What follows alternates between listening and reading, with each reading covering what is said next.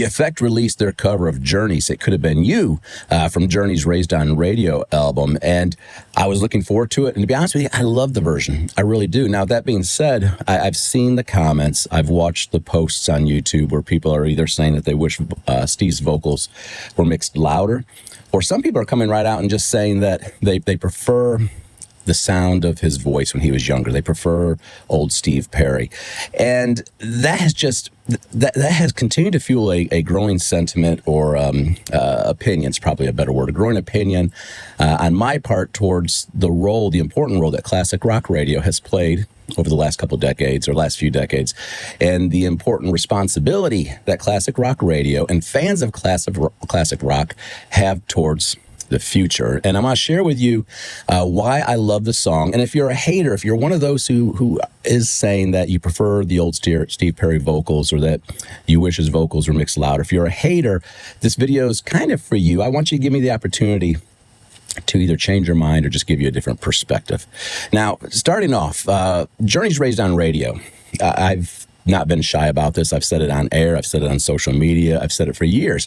Not my favorite Journey album. It wasn't then, and to some extent, it's not now. But I've got a weird relationship with that album, because it's actually, in my opinion, one of the best produced albums that I can think of. I love the production on it. So there's this weird kind of relationship where a song will come in from that album, and I'm not a huge fan of the song, but I still listen to it. I have to listen to it because I like all the little nuances on the production side. So there's always been that. Now, the song It Could Have Been You, this is a song that I've always felt had great bones. I thought this could have been a great song. The energy just wasn't there for me. And what The Effect has done in their version, they've added that energy that I've always wanted.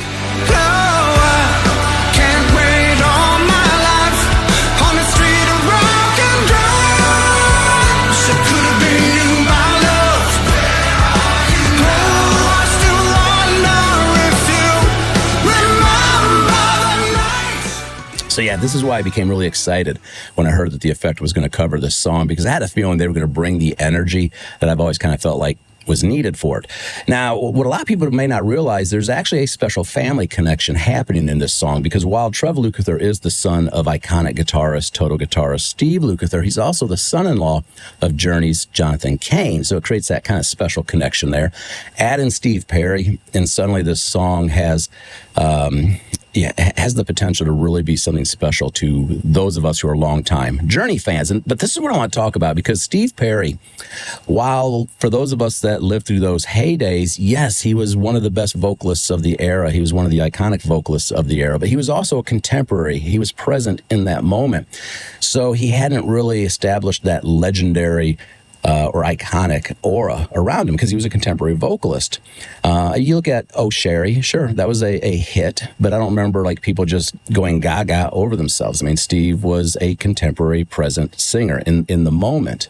But I think what happened is when Steve kind of moved away from the industry to focus on himself for all these years, we grew up, we grew old, and we developed this sense of nostalgia. We missed his voice.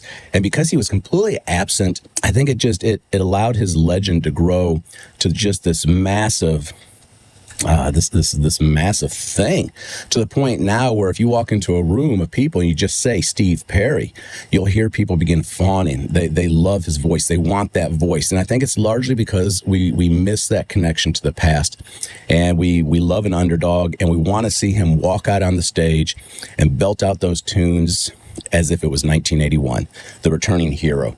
And that's where classic rock radio plays a really dangerous role, because it keeps us locked into the past. The only way that we think about a lot of these artists is the way that they were, which makes it very uncomfortable or difficult when we listen to them now. And I think that's a responsibility that classic rock radio has to think about moving forward, is how do we continue to celebrate the hits, celebrate the nostalgia, but also celebrate the bands as they were and as they are, to give them that opportunity to continue to grow old with their audience. And in the case of Steve Perry, that's just not fair. Anybody that's expecting him to come back out and be 1981 Steve Perry, that's just not fair. I mean, imagine if you showed up at a family reunion, or every family event or work event you showed up to, they had pictures of you at, say, 19 years old. And all anybody ever did was walk up and go, man, you remember when you were 19? You looked awesome. You had so much energy and enthusiasm. You were awesome at 19. I wish you could be 19 again. Hey, have you seen this picture of you at 19? That would kind of suck, wouldn't it? But that's what we do to all of these artists. And no doubt, I think we're doing this to Steve Perry. And rather than celebrating that after years of silence, he put out an album. What was that? Back in 2019, he's done a Christmas album.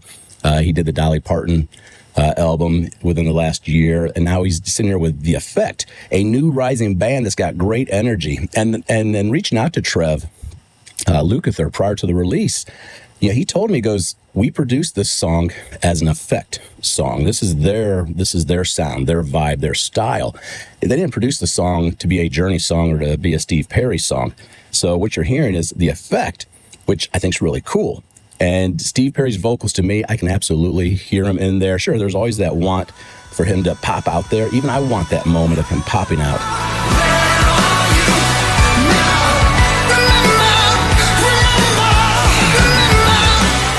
But again, it's not fair. And this is kind of, I think, where classic rock radio has been somewhat damaging, is it's forced us only to remember artists as they were, which makes it difficult for us to give them a chance as they are and as they can be. So for me, I love it. I hope we keep seeing more stuff from Steve Perry. And I love the way his vocals sound right now. It's 1981. It's not 1981, but it's 2024, and he's still the vocalist that many of us are just in love with, and we want more of it. So I say more power to The Effect, more power to Steve Perry. Keep on rocking.